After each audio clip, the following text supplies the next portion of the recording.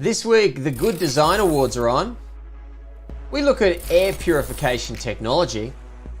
And is this the best in TVs right now?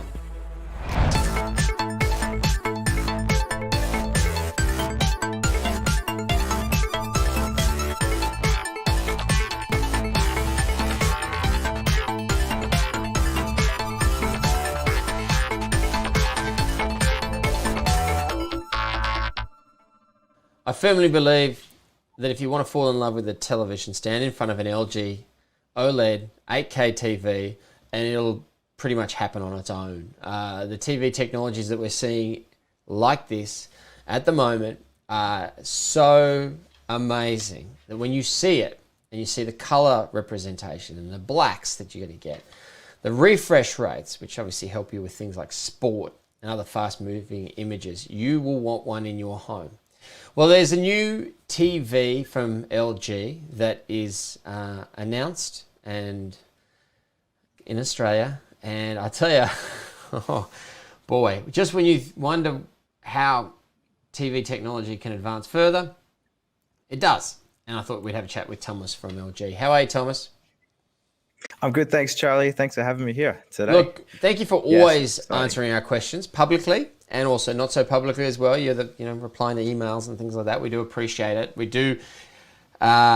We are able to provide a better service to listeners and viewers and all that because of the support that you provide. So just off the top, thank you very much for your help there.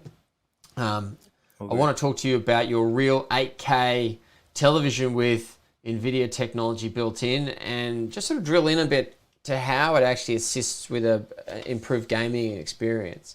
Tell me first about this new TV that you've announced and just sort of explain to me why I need NVIDIA technology built into a television. Yeah, absolutely. So the new TVs brought out this year is the Z10, the ZX model, and that's available in a 77-inch and an 88-inch. And that was the one that appeared at the NVIDIA release of their new GPUs, the RTX 30 series. And if you're a serious PC gamer, this new graphics card range from NVIDIA is so attractive because it finally lets you unlock the abilities of HDMI 2.1, which is the next version of the HDMI technology. And if you're buying any TV this year, that's something you really want to consider, especially if you're planning on plugging your computer in or a new game console, Xbox, PlayStation into this TV, because the benefits just are incredible. And it will give you an edge if you're gaming, especially out of the blocks. The TV buyer, I imagine, this is a new thing for them. I mean, when they're buying a TV, they're looking at the refresh rates and the color gamuts and things like that. Now you're putting NVIDIA technology into the television. I mean, it's another thing for them to consider. I mean, what's the main benefit of buying this TV with the NVIDIA technology built in? I mean, is it color engagement? Is it better refresh of what's happening on the screen?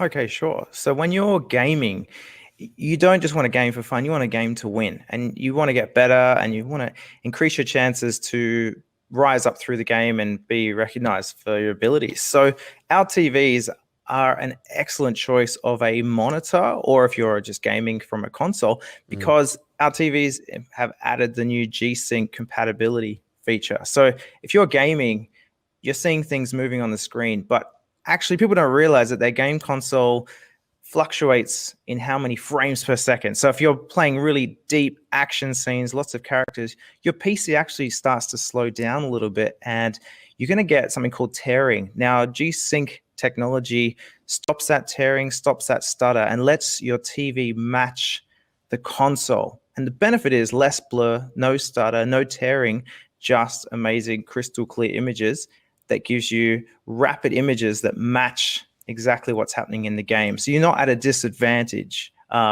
compared to other players out there with high-end TVs. You've also got all the other trimmings built into this as well. You got the Atmos from Dolby, AI acoustic tuning. I mean, you've built, is this sort of the best of what you're making at the moment? Absolutely. The 8K models from us combines 8K resolution, which is the highest. I mean, you can get to like a meter away and it still looks sensational, even on such big screens. But of course, you've got OLED technology with its self-lit pixels generating excellent blacks. But we've also added little optimizations along the way. So we've got AI enhanced sound and picture, as you said. And of course, the gaming technology is enhanced with this new model because even while you're gaming and your hands are fully focused on gaming and holding that controller or that steering wheel, this TV, you can talk to it from across the room and say, volume up, volume down, or, open up this app, or, change channel, change input. So you can control the TV without even picking up the remote control. And that's through our hands-free voice commands. One of the things about 8K at the moment is there's not a lot of content around in native 8K, but you do upscale 4K content. We had a party on the weekend that was displayed on one of your TVs where everyone was watching Mulan, which is developed natively in Dolby Vision with Dolby Atmos. How does your 8K TV display that content differently or in a more improved way than your 4K TV will? Okay, sure. So if you're watching that Mulan movie, that would have been 4K Dolby Vision. And that's about the best of where movies are right now. But if you feed a 4K movie onto an 8K TV, technically the 4K picture is only 1/4 of the screen resolution. So that's why you need a powerful upscaler. And we use a powerful upscaler with AI technology to intelligently enlarge that image to fill the whole screen. So instead of just doubling pixels, we're trying to figure out, okay, so if that picture was really there in 8K, what would be missing and what can we add? So we're actually enhancing the picture to deliver not only a full screen image, but also with no tearing, no jagged lines, so that all you see is go, gee, that actually looks so close to what 8K could be that you may not even notice that it's not 8K. It was interesting, right? Because I was watching, there's a room of 12-year-olds. Couldn't have more than 10 because of COVID restrictions, of course. But the movie was jaw-dropping good, right? And that was mainly because of the quality of what they were seeing on the screen. To be honest, I think it was kind of lost on them, what the technology behind what it was that they were that was helping them to give them the experience they were getting. But I caught some of the scenes and I was like, this is just amazing. If there's ever been a time where cinema in the home has hit the pinnacle, this was it. And what you're saying is 8K is going to make it even better. That's right. That's right. We've actually built in support for a new codec, so like MP3, that's the names of different codecs. So we've supported a new one called AV1, and that means that we can actually watch 8K content right now on YouTube. And with gamers out there playing 8K gaming, there's 8K cameras. Canon launched one recently. The uptake of 8K content and availability will really start increasing from now on. Wow, it's amazing. Look, question without notice. We get a lot of questions on our radio show from people who want to have two people listening to the TV, both with their own set of Bluetooth headphones, being able to adjust the volumes at different levels individually. Can we do that on this TV? Okay. This TV has the ability to I ask you about that every single time we talk, right? It's a good feature. Sure. Okay. So we have the ability to output through one set of headphones, or we can do TV speakers and out through a soundbar. If you want to output to two Bluetooth headphones, we'd actually have to recommend customer purchases a separate Bluetooth dongle, and then it will output to 1, 2, 3, 4 outputs at the same time. Brilliant.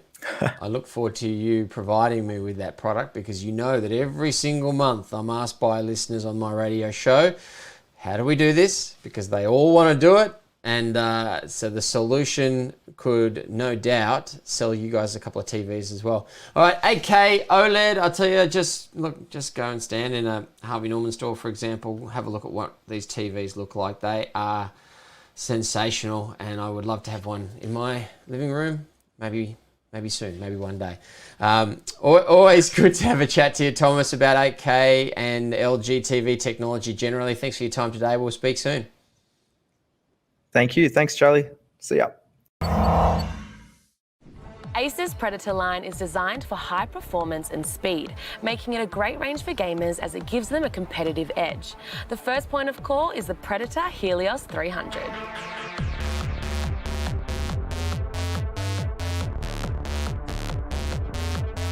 The Acer Predator PH315-52 is a 15-inch gaming laptop with the power to run today's demanding gaming titles. You have the ability to customize your machine with the Intel i7 processor and your choice of a NVIDIA RTX 2060 or GTX 1660 Ti video card.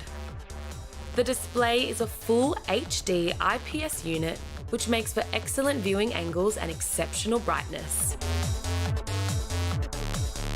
The laptop's battery life will give you around 6 hours of usage, but it's worth noting that when you kick it into high gear for your gaming, you might chew through it a little quicker. Well, during Australia's last summer, we had a lot of bushfires on the east coast of Australia, and one of the things that was very, very handy to most households was an air purifier. They are very good at removing all manner of different impurities in the air and giving you cleaner air to breathe. I had one in my office, in this studio. We're talking today with Jeff Quattromani, tech expert, about Samsung's air purifier. How are you, sir? Really well, Charlie. Thanks for having me. No, good to chat. Samsung making an air purifier. It sounds as exciting as Samsung making a doorstop, but I'm sure it's much more interesting than that. I mean, these products, especially over the last couple of years, as we've had isolated events that have made localized air quality reduce, these things are much more important. Yeah, absolutely. And look, when I first heard about Samsung's air purifier, I really used to attribute them more to like having a dream catcher in the bedroom. I just never really believed in them because I don't suffer from allergies or asthma. Now, the one that I am testing here is really been an experiment for me to understand why do people have air purifiers, and the timing could not have been better that they were doing backburning the weekend after I received it, because wow, did I notice that they actually do things far beyond remove allergens from the air. And, these 3-stage filters that they do have inside the products actually work hard to also remove odors. So that smell of the smoke coming through the home, the smell of last night's dinner, all those types of things automatically disappear because of the air purifier. So it's not just for people with allergies or asthma sufferers, for sure.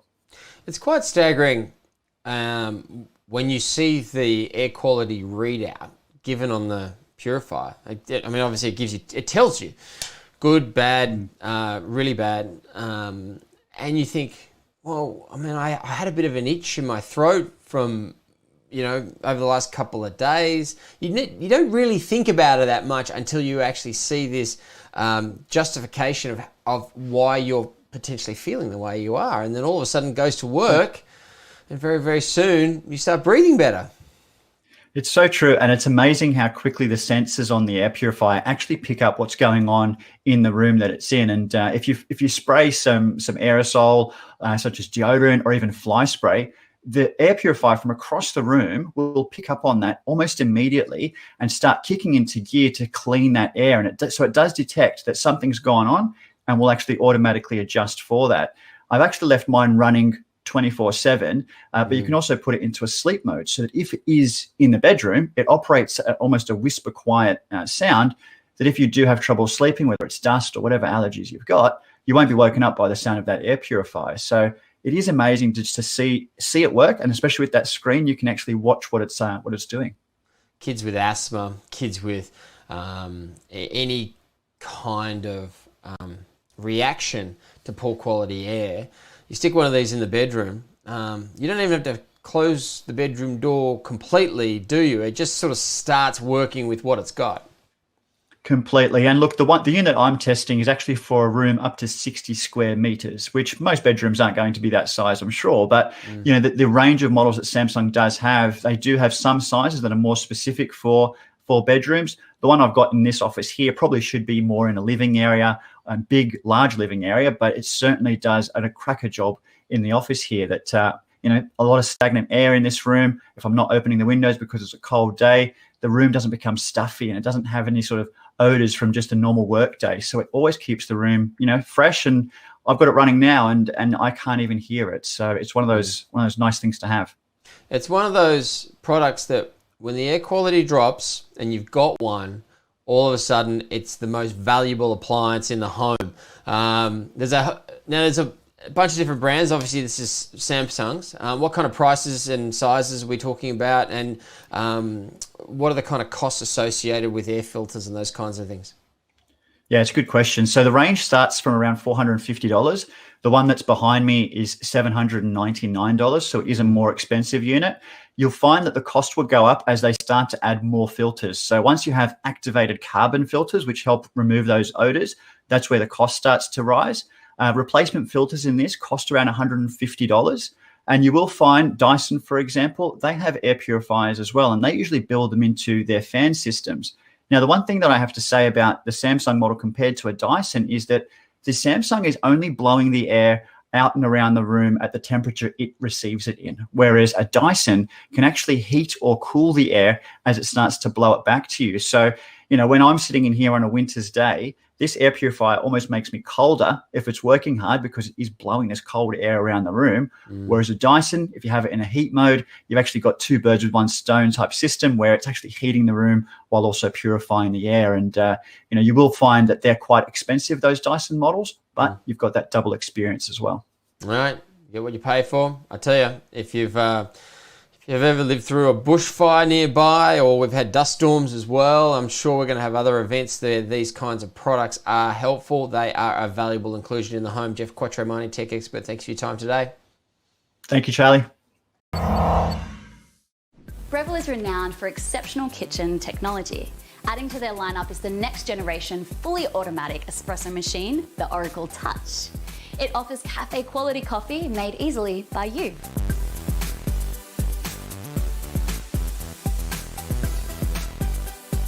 The Breville Oracle Touch lets you choose from 5 preset cafe favourites from the easy-to-use touchscreen. Or you can personalise your coffee by choosing from different coffee strengths, milk textures, temperatures, and other factors. While cheaper automatic machines can often deliver watery or over-extracted coffee, the Oracle Touch precisely grinds, doses, and tamps 22 grams of coffee. Then ensures the water temperature and pressure are controlled throughout the extraction to give you the perfect cup of coffee every time.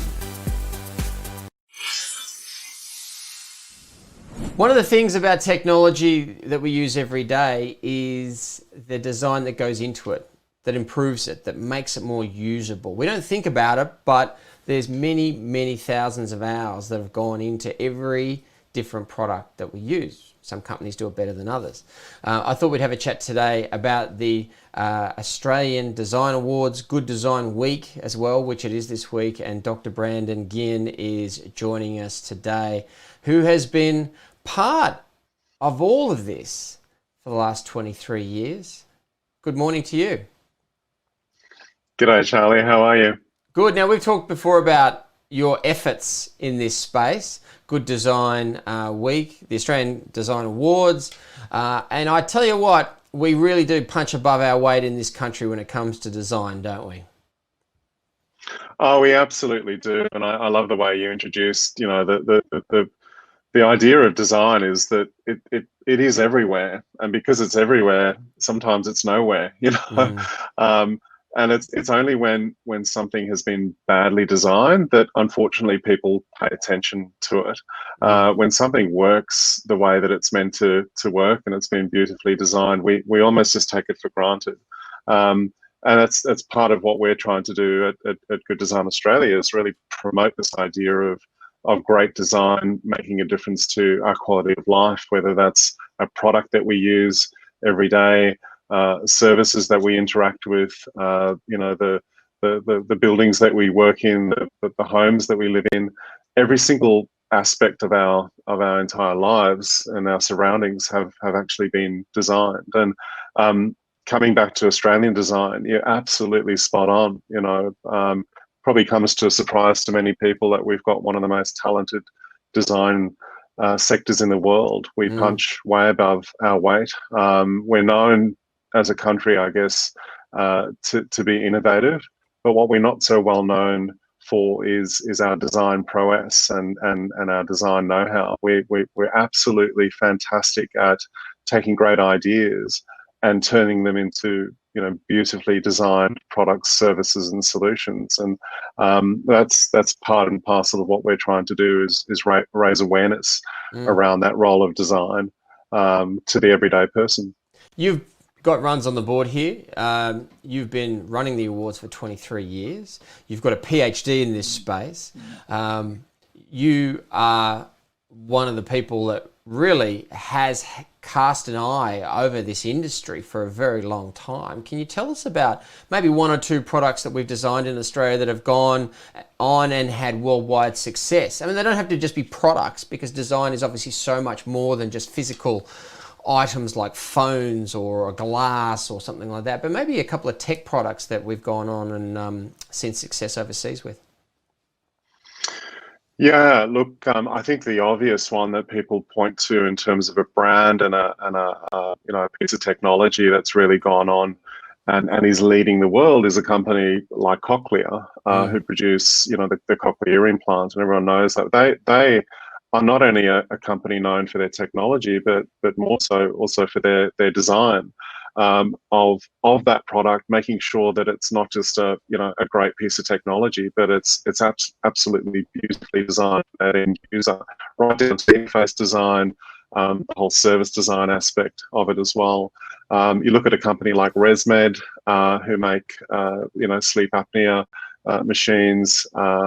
Another fantastic company called Rode Microphones, very design driven, brilliant technology, and that's an Aussie company that's gone out and punching way above its head with some of the biggest brands in the world, and that's now such a successful business, and they've done it on the back of great design as well as great technology.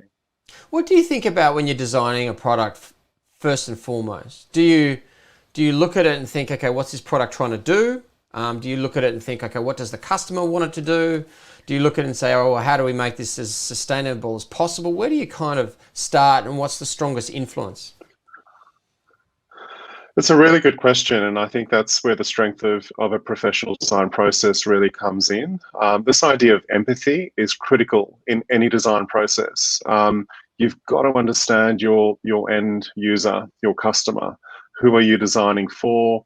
I use the example, if you've been asked to design a wheelchair and you've never actually sat in a wheelchair, never experienced what it feels like to not be able to walk, to have to sit in this wheelchair 24 hours a day, for the rest of your life. Well, you're gonna end up designing a really bad wheelchair. So empathy is critical. It's a critical starting point to really dive into that end user's shoes. Another really important part of the design process is knowing when to stop, knowing when to sort of stop designing. And you see a lot of products that are almost over-designed, too complex, they're not intuitive, they're not functional, and they look terrible. So for us, it's a mix of making sure that the product or the service or whatever it is that's been designed, first and foremost, is functional for that end user. It works intuitively, it works beautifully. You don't need to read a 600-page instruction manual to figure out how the thing, turns on and how to operate it. It's got to look good. Design, a big aspect of great design is the aesthetic component. It's got to be appealing to a customer.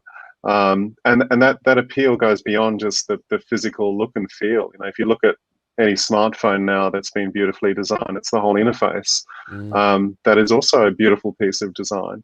And then that sustainable component is critical. We're living in a world now where a lot of the products, unfortunately, that have been designed over the many years end up in landfill.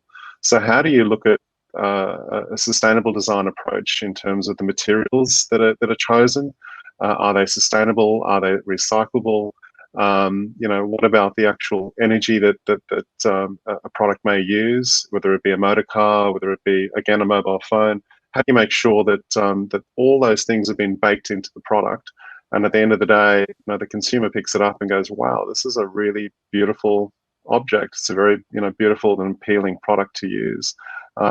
We have a quote I always pull up from one of our judges, and I love this because, they sort of say, joy is not accidental.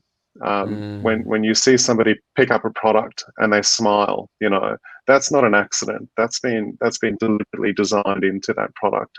And it's a really, really difficult thing to get right. And you'll notice that a lot of the products that come through our awards, those that have been designed with that end user in mind, that create that sense of joy and that sense of, I really want to use this thing, and it's beautifully designed. Your job is hard because I've seen some of the runners-up in your awards. I mean, you've been running them for many years. I've been following the progress of the awards for many years, and I've come to the showcasing events where you've got different products, where you've sort of lined them all up, and you see that this product is the winner and this product is the runner-up, and I'm going, well, you were working very hard to tell the difference as to which one is better on that one. How do you go about deciding good, better, best? Yeah, Charlie, that's probably the part of the job that I love most is we bring, this year we had 55 international experts and Australian design experts and architects that we bring together. We throw them all in a massive, shed basically, and we spend a week pulling all these products apart and delving into each of the projects and discussing what good design actually is, what bad design is, and the very best ones float to the top. And it's sometimes it's a unanimous decision as to which ones end up winning the top awards.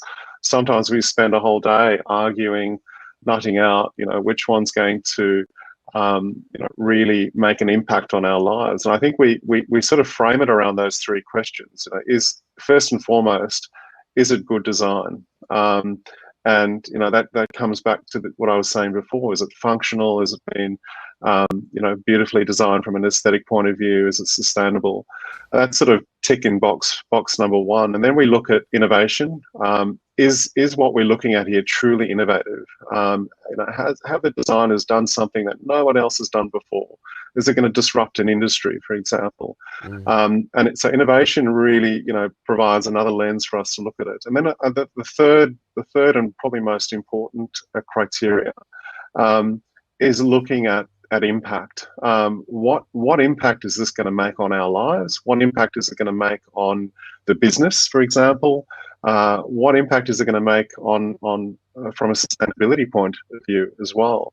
So those are the, if we start, as you sort of imagine, the tip of the triangle, those products that float to the top, really address that last question. What impact is this going to make on our lives as human beings? Whether it be a medical product, whether it even be a consumer product, is it actually going to bring some joy to our lives in the way that it's been designed? Is it going to have less of an impact on our environment because they've used a really, really clever material that can be recycled? One of the projects that's come through the awards this year is a pair of spectacles. You can see I wear spectacles every day, and these guys are very meticulous in the material that they've used. They basically have used the plastic from drinking bottles and turned them into a pair of spectacles. And that was very, very intentional to say they want to make an impact in taking what would otherwise end up in landfill. And as you know, plastic as a material takes hundreds and hundreds of years to decompose. And we've got a big issue with plastic in our oceans at the moment. So they've taken that problem and turned it into a solution and turned it into a nice, desirable product, which will hopefully have an impact on our environment and an impact on our lives. So that's just a small example of the sort of hundreds of products that come through and end up winning. If you ask an engineer, he'll tell you what the product can do. If you ask a designer, he'll tell you what the customer wants it to do. That's always been the way that I love that. thought. If you look at the last 20 odd years of design and your involvement in it, I mean, apart from, I guess, making products more eco-friendly and sustainable, is there a key theme there that you've really seen develop? Yeah, I mean, firstly, I love that comment. I always say, engineers tell us how the world is, and designers tell us how the world could be. They really sort of are much more sort of, I guess, futuristic in their view of the world. Apart from the obvious, the sustainable aspect of design, and I think that's certainly been the last 5-10 years a much more concerted effort into baking sustainable design solutions into products. I think really over the last 5 years, we're seeing a lot more, and I think this is a trend that's likely, obviously, to continue. A lot more digitization of products. The Internet of Things, anything that can be connected digitally to the internet is now being done. And I think that it's also, coming back to the point I said before, knowing when to stop. We're seeing a lot of stuff that's just ridiculous. Like why would you want to connect that to the internet? It's useless. It doesn't actually perform a function. Whereas on the other hand, there's actually a great deal of value that you can bring by connecting products to the grid, connecting products to the internet, and the idea of big data as well being critically important, particularly in the medical and scientific space. Being able to collect all this data and then turn it into something useful. So again, a classic example. If you look at smartwatches and the amount of data that it can be collected, just by wearing a watch in your hand from a medical point of view. And again, coming back to a concrete example, the ability now for watches to almost detect whether you've been whether you've got increased temperatures or increased heart rates, and then sending that data away to see whether you may be infected with COVID. That's a very real piece of technology that exists today. I know there's a few smart watch device manufacturers that are looking into this. So I think that, to me, is on that certainly point a there, trend. Doctor. One of the conversations that I've had over the last few months is with Greg Page, the former Yellow Wiggle, and he was saying to me, "Well, can't we have an application on a watch which actually looks at your bio changes and tells you, we think you're about to have a heart attack? How many people can we save by them wearing a smartwatch and being told ahead of time, it's time to go to the hospital because guess what? Something bad's about to happen to you." So you're right on there. And if your experience is that, the trend is that we're going further and further in that direction, then you're not just talking about products being more user-friendly, customer-friendly, engaging. You're talking about products becoming better at saving lives. 100%, and it comes back to that question about impact. You can have the best piece of technology in the world, but if it doesn't make a meaningful impact on your life or on our world in general, then it's just another piece of technology. So, I think in the medical space we're going to see enormous advances. Where stuff has been, technology has been designed in the background. It's like electricity. You flick it on, you don't really know what's going on. The light goes on.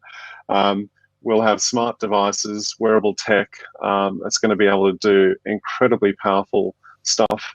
And hopefully, as you say, if you think of the impact that makes on our health, on the health profession in general, and the impact that it's going to make on our quality of life, fantastic. More of that.